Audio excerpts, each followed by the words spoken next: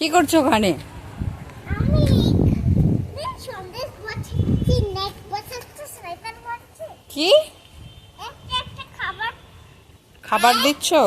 এই দুটো দিয়ে কে খাবে খাবার? খাবার কে খাবে সেটাই আমি বুঝছি। সেটাই আমি বুঝছি। এগুলো এগুলো হচ্ছে পাথর।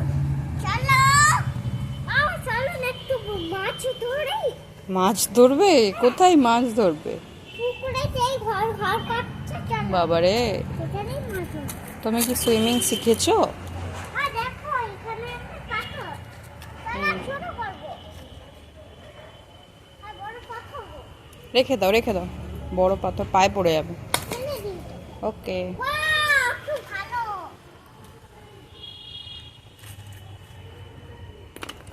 নোংরা হবে রাস্তা।